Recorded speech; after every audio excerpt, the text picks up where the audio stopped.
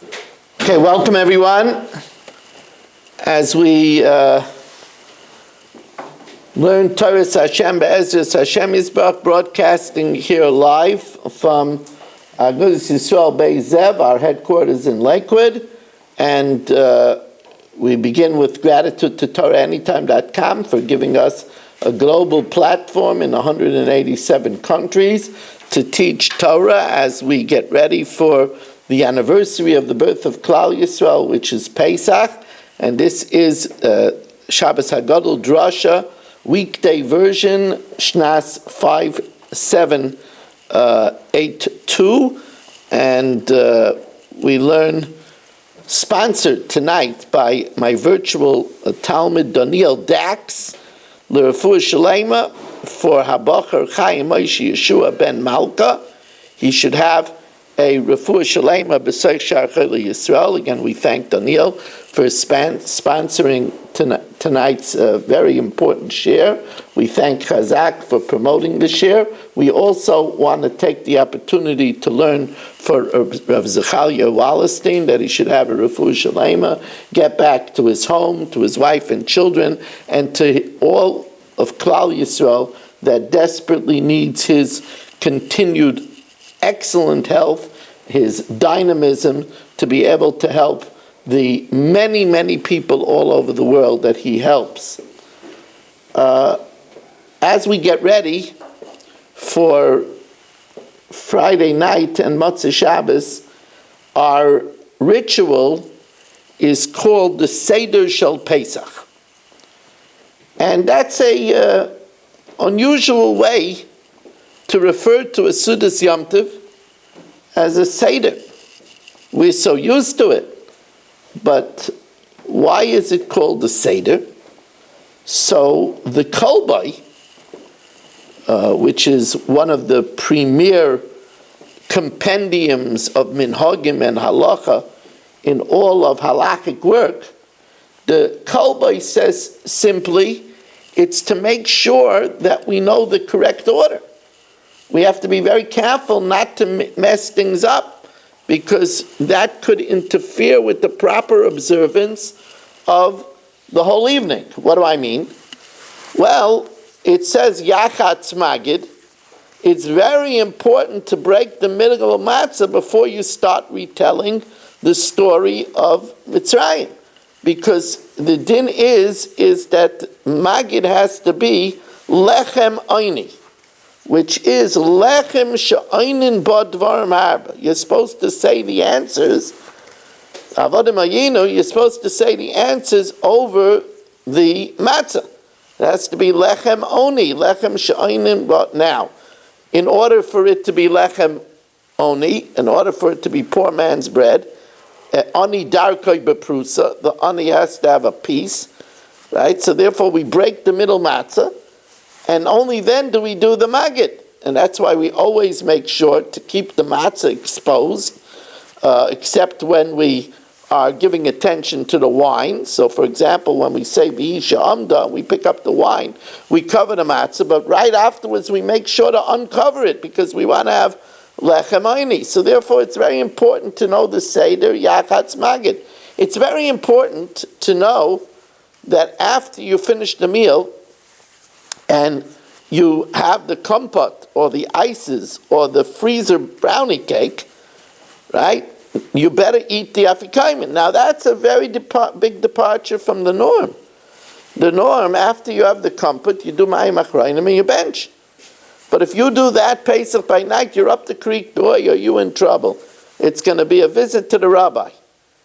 Because what do you do now? Oh, yeah, I benched. I didn't eat afikaimin. Now I have to bench, wash. Now I have to bench again. Do I bench on a kais? Then I have a 5th cup instead of a 4th cup. What do I do? It's a nightmare. Right? So therefore we have to say, Safon Barech, right? Right? We say, Maror Kairech Shulchan Arech Safon Barech. So therefore it's clear that everybody knows Safon, take that which is hidden. So the simple reason why it's called the Seder is that everybody should know that there's a Seder for everything. That there's you have to know Ur Birchatz karpas. You're going to dip the bitter herbs. Before you do that, it's a davar shetibuloi b'mashke. It's something you put in a liquid. So therefore, you have to wash your hands. So everything has a seder. So that's the simple reason of the kolboi why it's called a seder. The maral. Well, first I should tell you that it's very important to inform the children that the Haggadah is embedded with many layers of lessons. I say this every year, that, the children come home with pshatim. And if they're not careful, they could make the mistake to think, well, there's a lot of pshatim, but, most of it is a waste of time. There's one real pshat, and the rest are just, mistakes. Chas v'shalom. You have to explain to them that the words of the Torah, the words of Chazal, are made to mean many different things. And they're all true.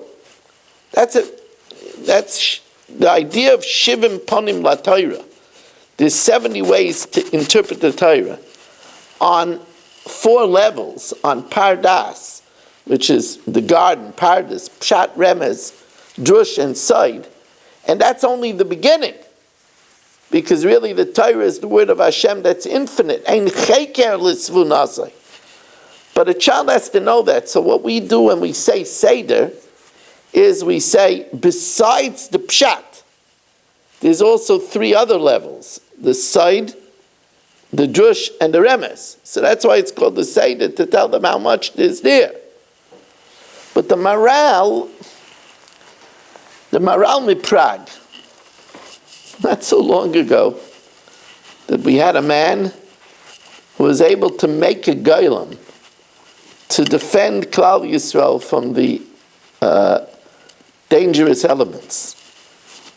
And the Maral Miprag says a different understanding of the word Seder Shel Pesach. The Maral says that on this night, when we celebrate the anniversary of the birth of the Jewish people, we have to know that Hashem does everything with an exact Seder. There's nothing haphazard. There's nothing that just happened. We know that Amalek is, they believe in Mikra. Asher korcha baderech. It just happened. That's Amalek. We believe that everything has an exact reason at its exact time. So, for example, it says Arami Oived Avi. Arami is Lavan Arami. He already tried to cause our father to perish. And what did he do? What he did is he, on the night of Yaakov's would-be marriage to Rachel, he switched Rachel and gave him Leah instead. And that had cataclysmic repercussions. Because he did that, if Yaakov would have been married to Rachel the way it was planned, then the Bechor, the Reishis Einai, would have been Yosef. And there would be no reason for the Shvatim to be jealous of Yosef. And therefore, he would have been the firstborn. It would have been proper.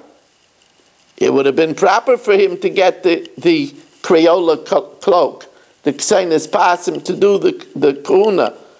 And then there would be no reason to be jealous of him. They wouldn't have sold him as a slave, and we wouldn't have been sold down to Mitzrayim. But the Rebbeinu Shalom had a seder of everything. He had a seder. And therefore, Yaakov took Leah instead, and Reuven was born first, and then Shimon, and then Levi, and Yosef was only born later, and there were created a tremendous sibling rivalry, which ended in them selling Yosef and ended up in the saga of Egypt. There's a Seder. The Maral says there's a Seder. Rav Miller says that this is the reason why the Megillah starts with a Vav. Vayehi b'mei Achashverosh. The Rus starts with a Vav. Vayehi b'mei Shvaita Shoftim. That's why Shmai starts with a Vav. Eila Shmais b'nei Yisrael. Everything is connected. Everything is in an order. Everything has a purpose. I don't want to get into it now because it's a shir in itself. But one would need to do a tremendous study to know, if you remember, when Rachel was expecting, it says that she was expecting Dinah. She was expecting to have Dinah, not Yosef.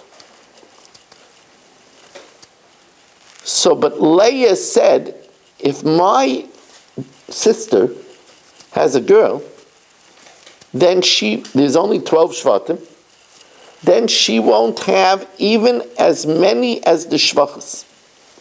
She won't have even as many as Bilhah and Zilpah. So she prayed, and she made a switcheroo. And it says that Dinah moved over to Leah, and Yosef moved over to Rachel. So Rashi tells us, Tagmianis ben Aziel, that she was done Dinah ba'atzma. That's why she called it Dinah. She was done Dinah ba'atzma, that if I'm going to have a boy, and my sister is going to have a girl, then she would only have one boy, and she would have less than Bilhah and Zilpah. And that's why we find that Yosef would always have some feminine characteristics. He would be mesalsel b'sarai. He would be making his hair nice, because he was a girl. He's crying a lot. And Dinah had masculine characteristics. That's why it says by Dinah that she was a yatzanis, that she went out. Now we have to understand that here Leah seemed to pray and change the will of Hashem. And it needs a tremendous analysis if that was the right thing to do. She had very admirable reasons. She was defending the honor of her sister. But you understand that if Yosef would have been born to Leah, it would have been Leah's seventh child, and there would be no reason then for the Shvatim to be jealous of him. It's not like it was Rachel's Bechar. It's very likely that Dinah, who would not have masculine tendencies, she might not have been raped. So messing around with the Seder of the Rebbeinu Shalom is a very dangerous thing. A very dangerous thing. The Maral teaches us that there's a Seder that we find. For example, the Rebbeinu Shalom had it that at the exact time necessary, the butler would do a crime, but not too severe of a crime, that the butler should be in the dungeon together with Yosef, but released before Yosef, and be there just when Paro had the dream that troubled him, to remind him about the Jew boy that knew how to interpret dreams. So everything has a Seder. The Maral says this is the reason why it's called the Seder. So that's what the Maral says. Now,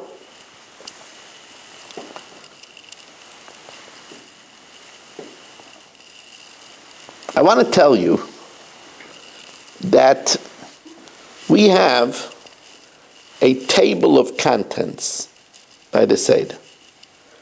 Kadesh, Urchatz, Karpas, Yachatz.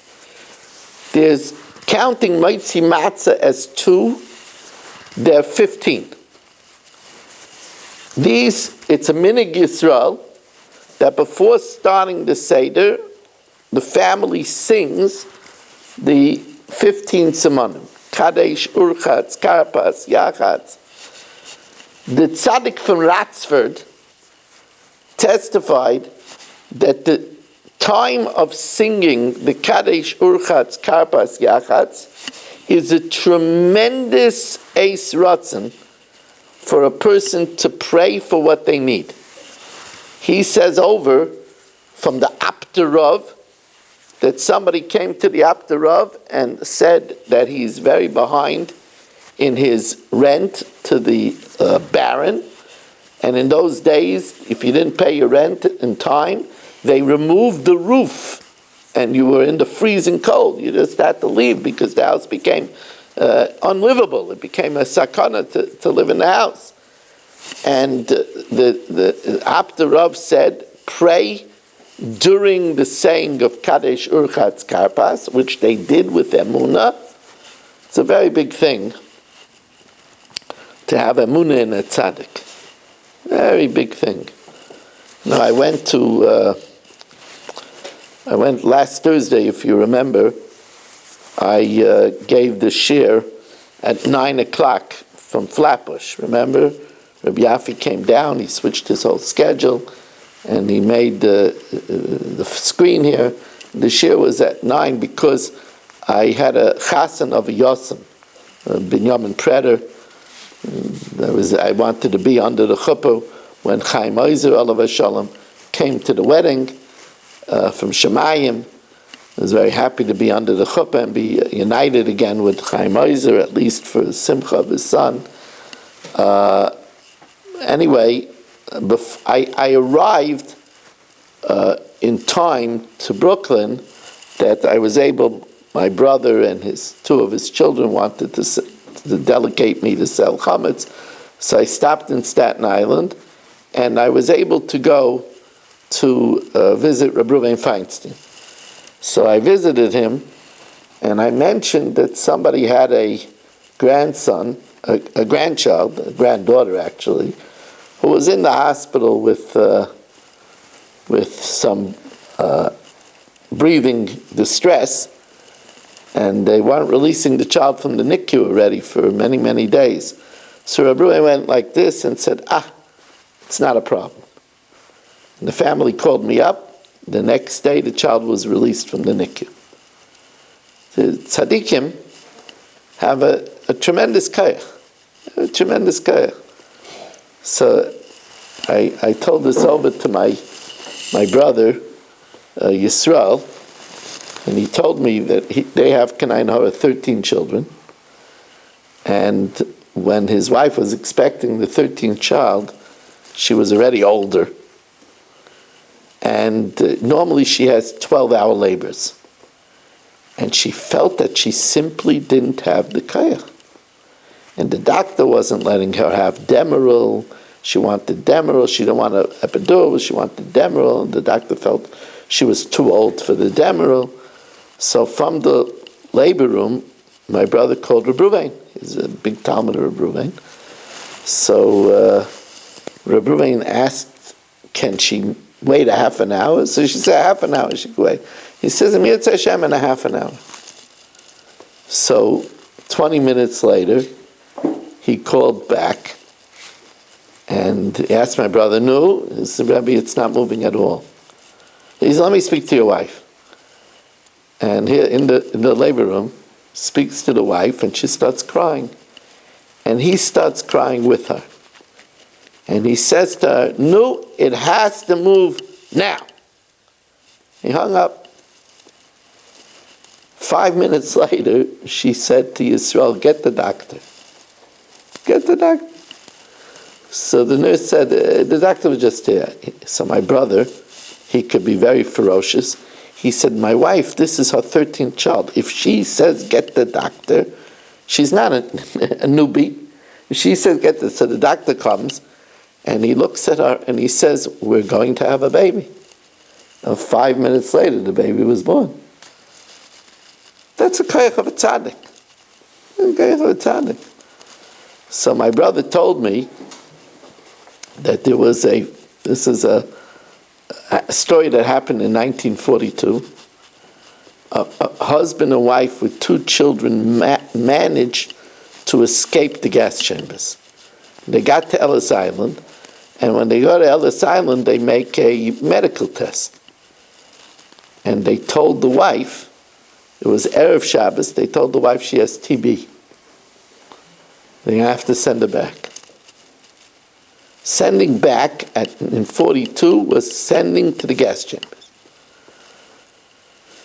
So the husband said, okay, we're going to all have to go back and take a chance. She said, of course we're not all going back.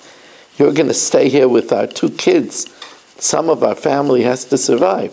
She said, I can't send you back with tuberculosis to the gas chambers alone. She says, well, you're going to have to. Anyway, so the Americans, they saw this drama. They said, look, nothing is going to happen now. We're going to keep her in a holding area till Saturday night, then we'll decide what we're going to do.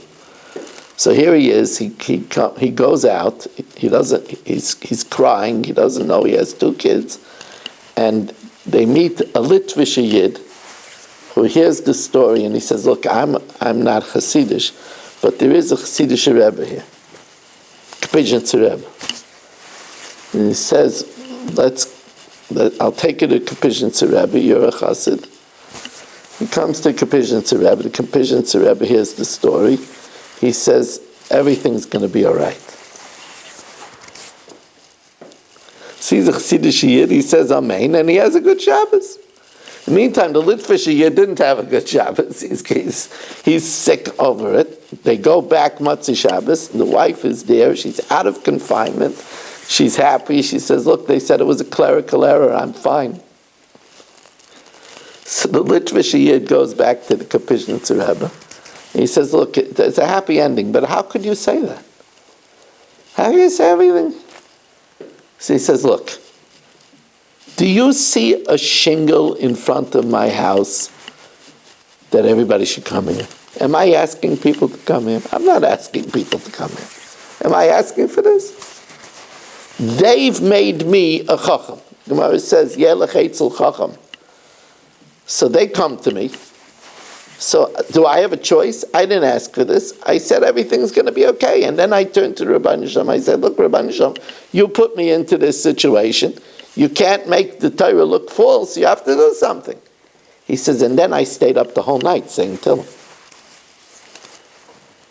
Then I stayed up the whole night and said Tehillim. He did his. Right? But we have to know. So the Tzaddik from Ratzford said that the Apterav said that you say Kadesh Urchatz Karpas Yachatz and you think your needs. It's a tremendous Eis Ratzon during the Seder. But let me tell you what Reb Miller says about Kadesh Urchatz Karpas Yachatz. Because this is something to share with the family on the night of the Seder. Reb Miller said, the night of the Seder is the anniversary of the birth of the Jewish people, and it's a time where we review how to live like a Jew. He says a Jew has to have in his life a roadmap. Just like on the night of the Seder, it's mapped out. We know, we have a roadmap. Kadesh, Urchatz, Karpas, Yachatz, we know everything is mapped out for us. He said that's the way a Jew should live. A Jew, especially when we get older. When we get older, Rav Dessler said he looked at his beard and he saw some gray in his beard. He said, if you see some gray in your beard, you know that half your life has already passed you by. And you have to get serious. The way to get serious is to have a map, not to live mindlessly, not to live just, every day is another day, but, it says Kadesh Urchatz. And the word urchatz can also mean, we say in Brich Shemei, Bei Ano Rochitz. Now, some say Bei Ano Rochitz means in you, Hashem, I trust.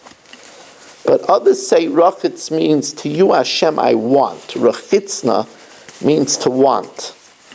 Kanesh, if you want to sanctify yourself, Rechatz, you need to crystallize what are your wants in life. Now, I can't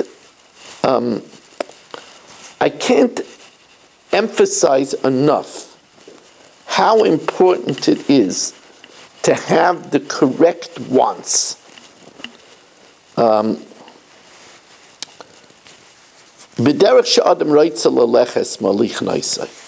The way a person wants to go, that's the way they're led.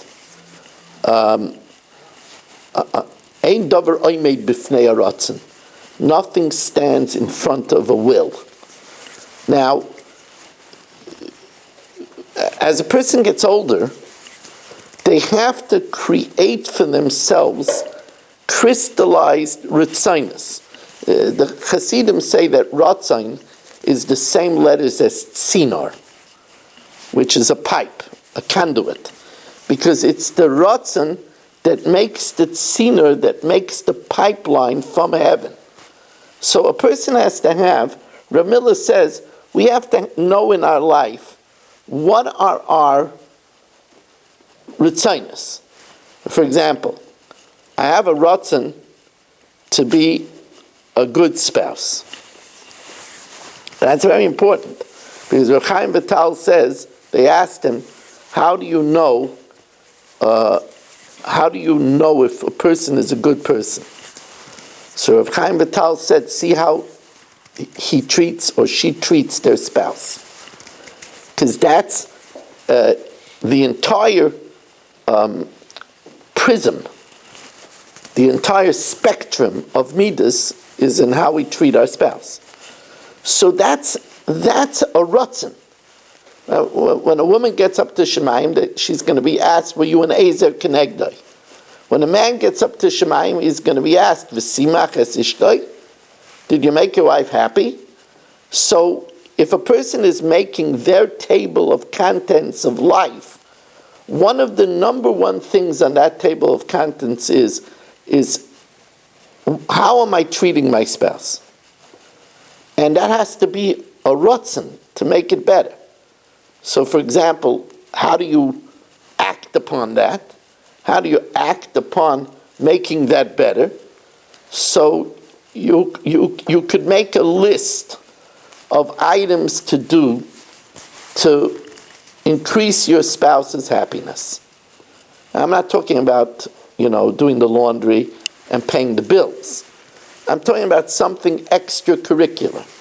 Now you might not know, which is very likely that you might not know. If you don't know, then you have to start dating your spouse again.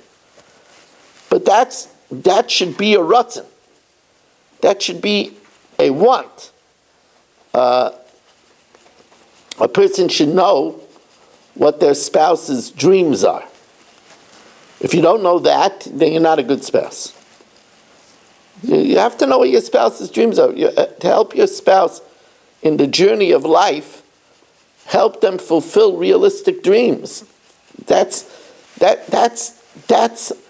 part of the roadmap of life. That's one thing.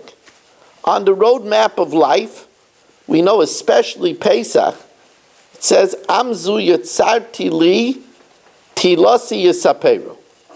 This nation I created for me to relate my praise. So to be a Jew is to know how to daven. So part of the roadmap of life is to learn to daven better, which is multifaceted. First of all, it's simple to learn the meaning of davening. So many people don't know the meaning of a lot of the davening. So that's number one.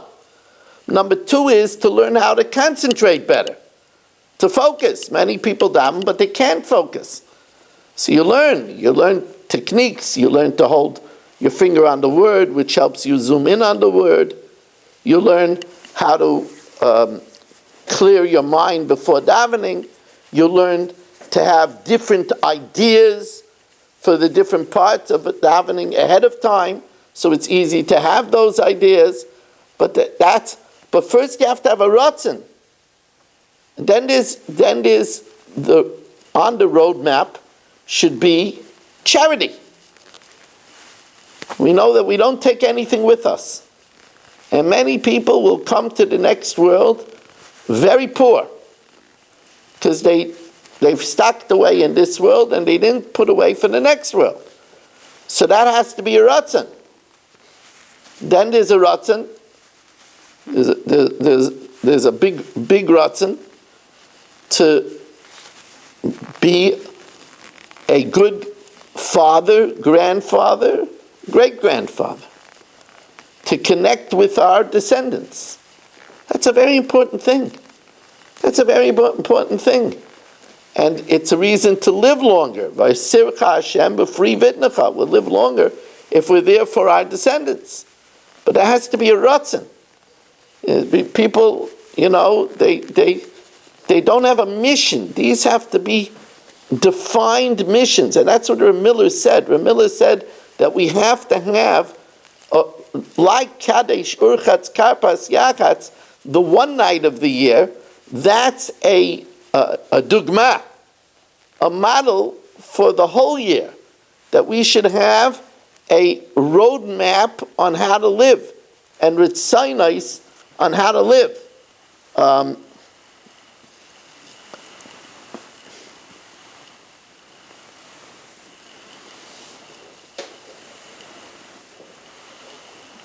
Another very big thing is to have the ratzon to be me'urev im abriyos. To have the ratzon to be a person that gets along with people. There are people that's not important for them. But it is an important thing. It says that a barometer of how Hashem feels about us is the way people feel about us. Kol sheruach habriyos noiche himenu, when people are at ease with him, then he could know it's a litmus test that ruach hamokum noiche himenu. Now, in this Kadesh, Urchatz, Karpas, Yachatz, the great people found embedded lessons. And there are many ways to render these Simonei HaSeder. But the one that made the biggest roshim on me is the explanation of Reb Menachem Mendel Mevishna. Now upstairs I have over 150 Haggadahs. As a matter of fact, I have in my office, the Svarim shanks are ring around the entire dining room, and the bottom shelves of all of the Svarim shanks is all Haggadahs. I have at least 150 Haggadahs, and this pshat from Rabbi Menachem Mendel Mevishna is cited in many of the Haggadahs. He says as follows, and this is a way of life. You listen to this, and this is a way of life. Kadesh, he says, if you want to sanctify yourselves, urechatz, and wash off the sins.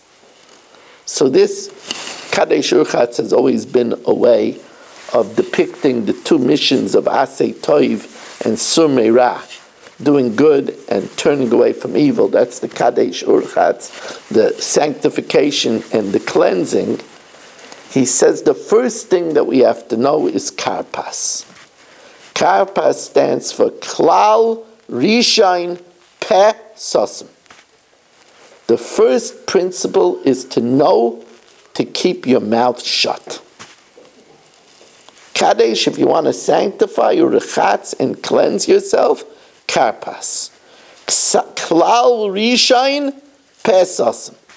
The first principle is to know to keep your mouth shut. Now you have to know that this Reb Menachem Mendel isn't picking. He could have He was a master in using notrican and acronyms.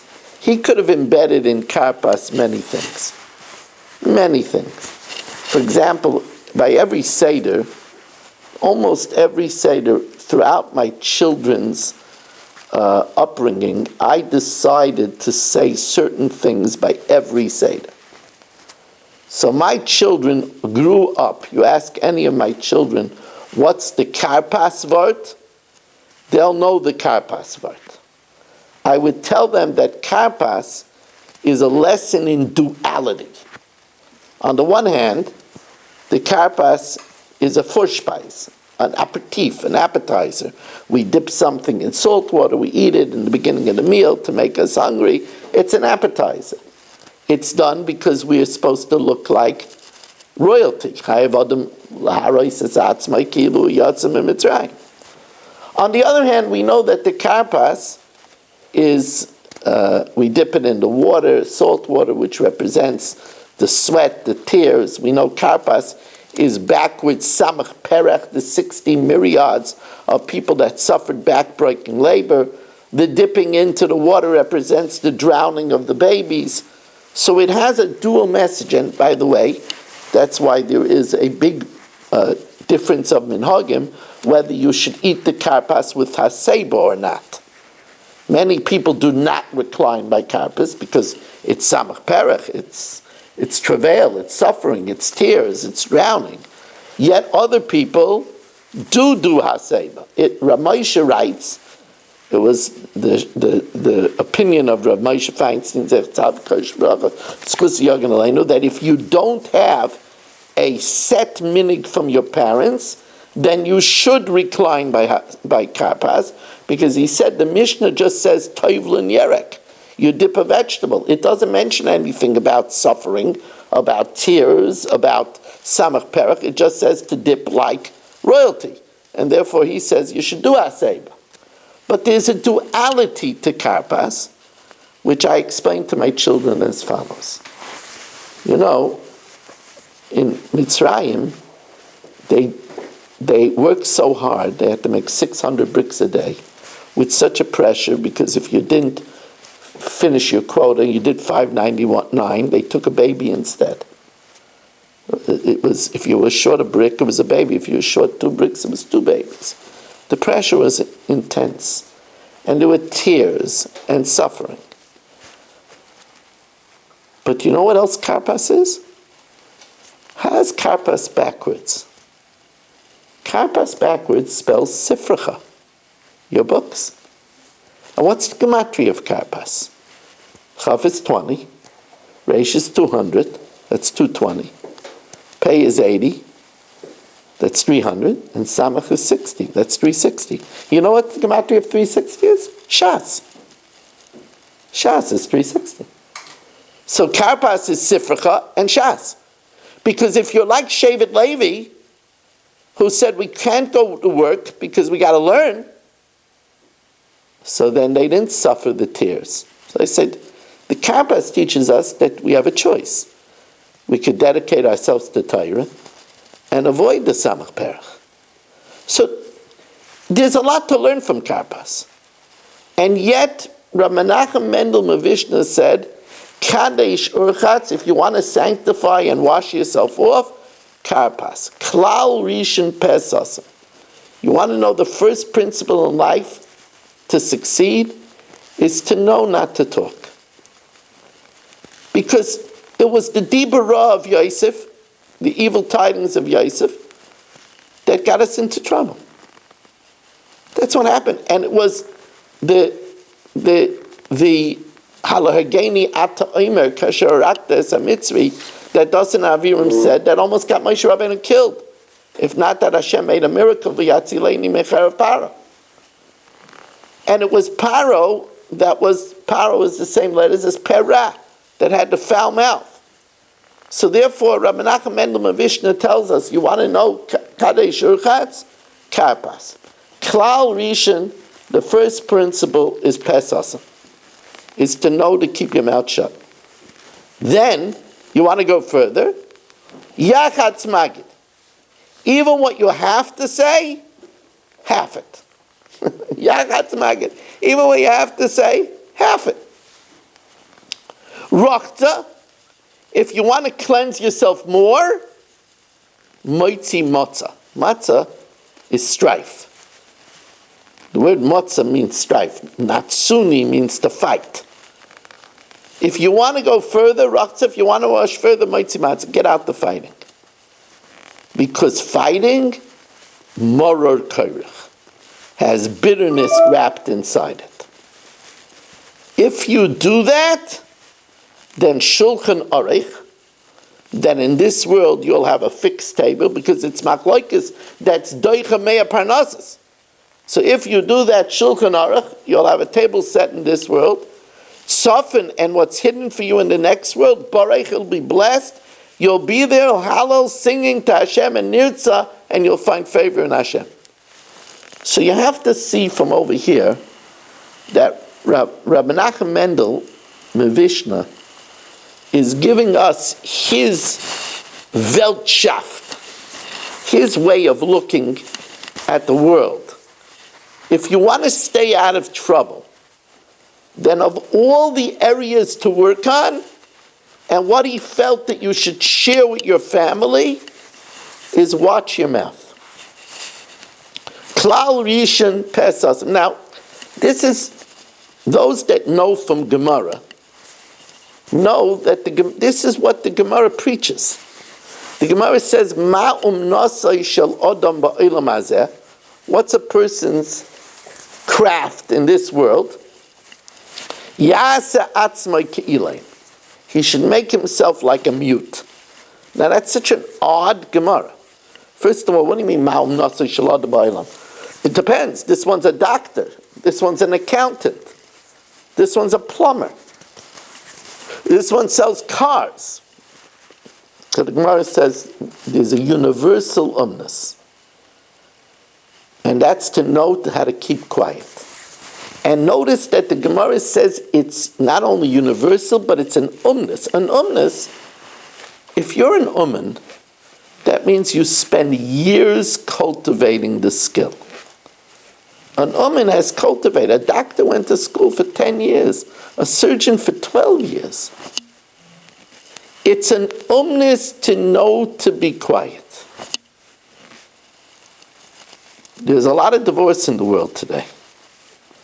We want our children, we want our grandchildren, we want our great-grandchildren not to have divorce. A lot of it is this klal rishon pesach. First principle to know, to be able to be talented, not to have the last word, not to explain why you're right, not to continue the conflagration. And that's what Shimon B'nai Omer, Kol Yomai Gadalti Ben HaChachamim V'loi Matzasi L'Guf Tov Mishtika. That's the idea. And we have to know that the mouth, it's interesting, we're living in a world which doesn't attach that much significance to words. Words! It depends what you do. But the Gemara says, Odom la'amal peh nivra. It's a Gemara in Sanhedrin. A person is created primarily for the toil of the mouth. It's a very big chiddush.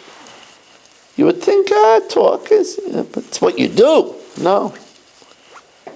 It's what you say. Our mouth is the window to the soul. Hashem created man l'nefesh chaya. The Targum says, l'ruach memalala, a spirit that speaks. A definition of a human being is how he speaks. U'moiser ha'adam min ha'behema. What is a man more than an animal? What is a man more than an animal? So it says oyin, the ability to say no, to temptation. But it says that a man is over an animal, a man is a medaber. How we speak, that defines who we are. Now, I should tell you that the Alshich HaKadosh, the Holy Alshich, has his own definition to the 15 simanim of the Seder. And, he's called the Alshich HaKadosh because he was holy. Not many people. You have the Orach HaKaim HaKadosh, Shalah HaKadosh. You have the Alshich HaKadosh. Now, the Alshich, in his definition of Kadesh Urchatz, so it's interesting.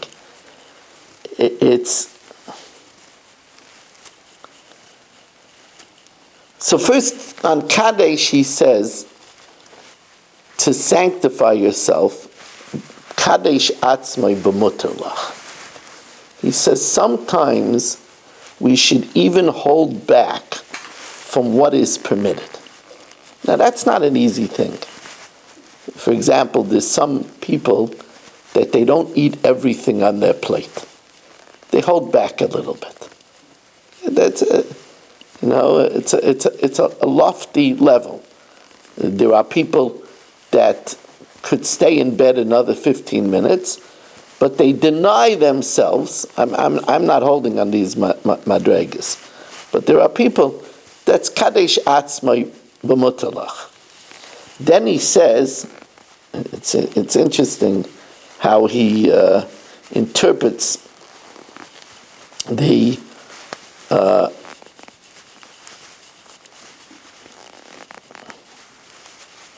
he says urachatz, if you want to clean yourself, yachatz. He says divide what you have and share it with others.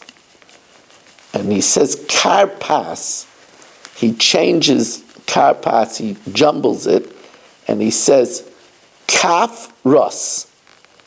Kaf means to subdue, like lachuf, and reish samach, he switches the samach with a shin, and he says kaf subdue and rush, give it to the poor. He says, again, here you see that the Alshich is saying that it's a big part of the success of life.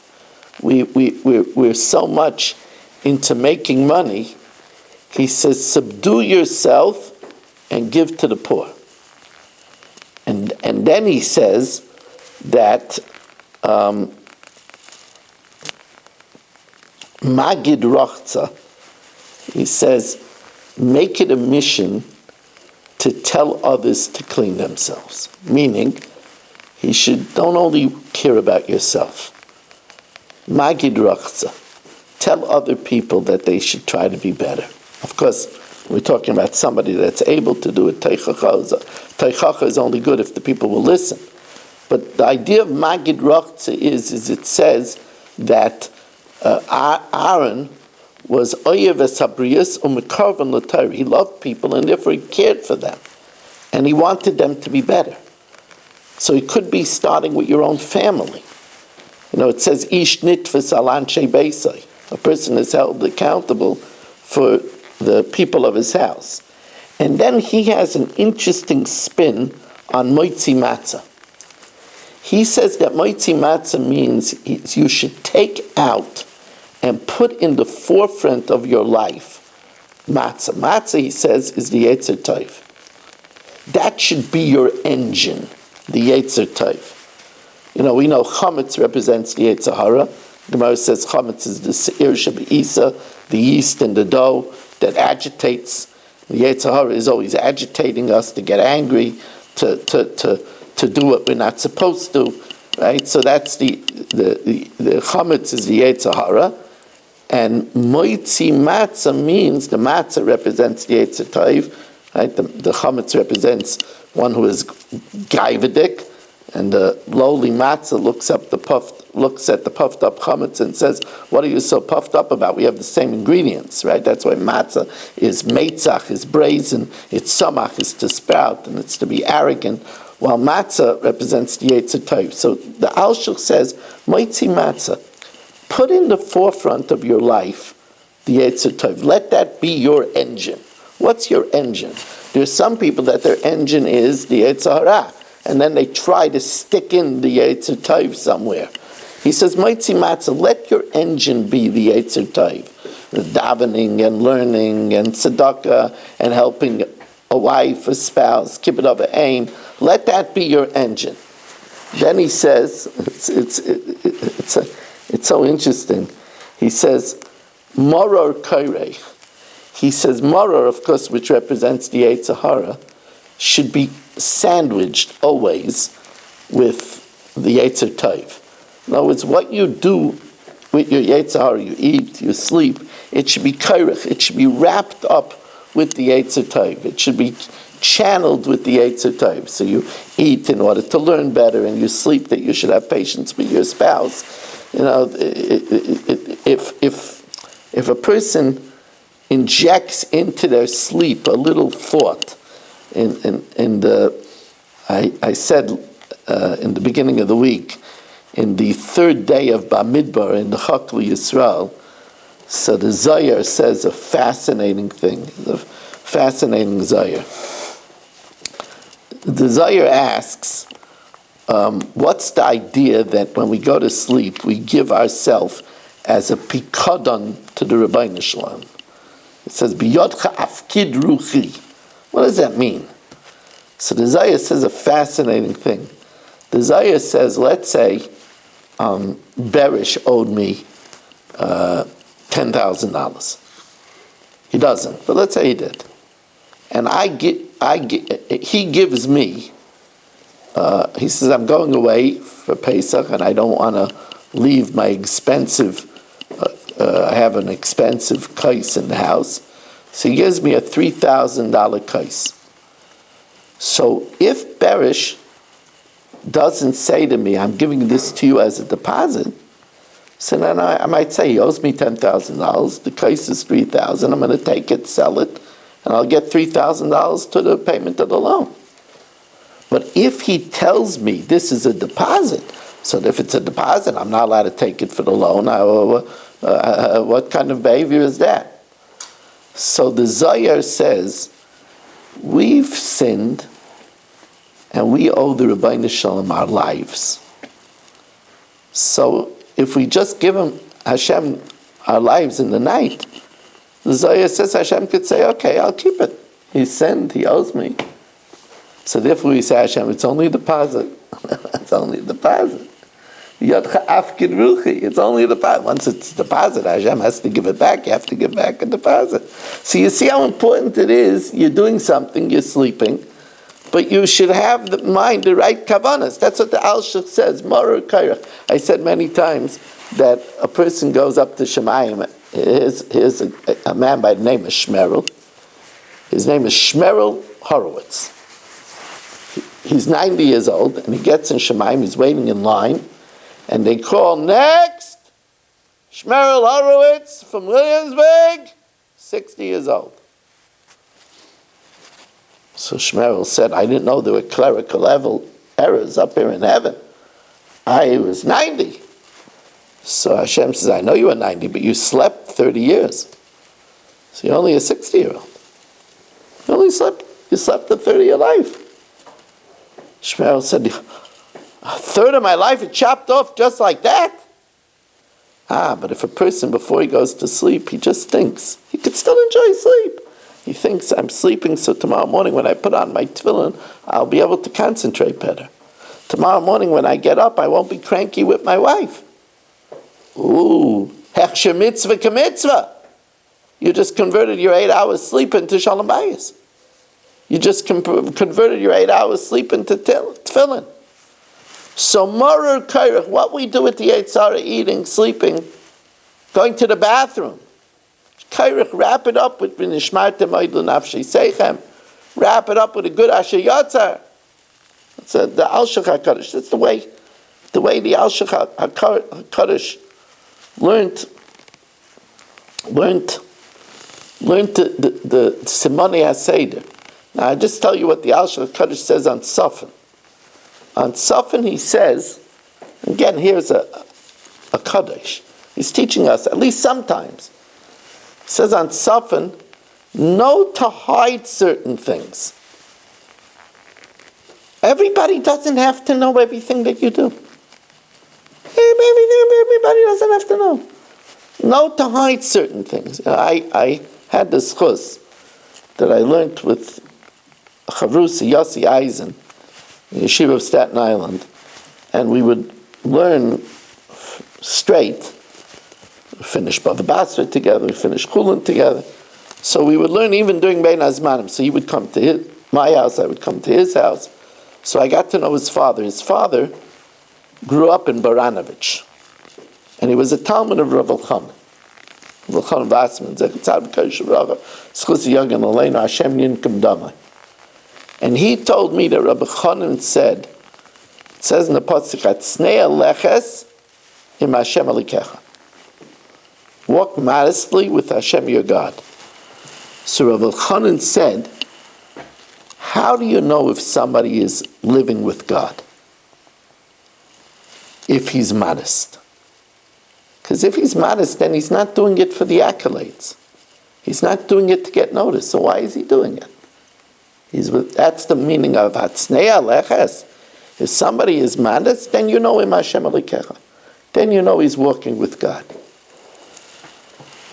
Oh boy, it's already 56 minutes. So we say in the Haggadah, and I should mention that I will be in the Parsippany Hilton, but I'm going to try next week to give a share also. We don't have a sponsor for next week, so if you would like to sponsor the share for Chalamoid Pesach, 718-916-3100, text or call 718-916-3100, or email me at rmmwsi@aol.com. You'll be here on Wednesday night? No, you won't be here. You won't be here the whole Yom Tov. Yeah. Oh wow, so we're going to have to get somebody to man the machines. You're taking your computer. You know how to do it already? Oh. Not the big. I couldn't get the big machine to display. You have a computer? I have a laptop. So you could set it up? Without the screen. Just set up without screen. And turn around it. Yeah? I mean with Zoom. With Zoom? Yeah. Okay. Whatever alayich, I will pass over you. Ve'erech mispaiseses b'damayich. And I will see you wallowing in blood. Ve'emelach b'damayich hayi b'damayich hayi. With your blood you will live, with your blood we will live. This is one of the central themes of the Seder. Hashem says, I saw you wallowing in blood, and with your blood you will live. Your blood you will live. Some say mispaises is from the lashon of basis. Basis is what everything rests on, the foundation. The foundation of Klal Yisrael is b'damayich hayi, b'damayich hayi. The two bloods were the Dam Pesach and the Dam Milah. The common denominator between the Dam Pesach and the Dam Milah is we took the Egyptian god, and there was a threat of death to do something like that with the Egyptian god. We took it, tied it to our bed, and slaughtered it. We risked our lives. And the same thing, in order to eat the Korban Pesach, we had to cut ourselves in the most delicate part of our body without professional mayalim. We did the Milah and the taking of the Egyptian god. The common denominator is Mesiras Nefesh. That's the passion and the basis of Klal Yisrael.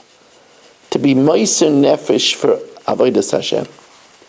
When a person is angry and doesn't scream in the home, that's Mesiras Nefesh. When a person is not up to coming out to learn and comes out anyway, that's Mesiras Nefesh. When a person takes hard-earned money and gives it to the needy, that's Mesiras Nefesh. When a person wants to rest themselves but spends time either with parents or with children, that's Mesiras Nefesh. Mesiras Nefesh is the bedrock of Yiddishkeit. But the Klausenberger Rebbe, who lost a wife and 11 children, in the war. And when he opened up in Williamsburg, the first week, people went just to hear, curious, what could a man say who lost a wife and 11 children? And he said, the Rebbeinu Shalom says, "Ve'ever alayich, ve'ereich mispeiseses b'damayich," and I see you wallowing in the blood of your family. Ve'omer lach b'domayich chayi, b'domayich chayi. It's actually a chayzim lublin. But the Klozim Rebbe said, with your quiet you will live. With your quiet you will live. Vayidaim Aaron, the ability to not have kindness under Rebbeinu Shalom. And again, the ability to keep our mouths quiet and not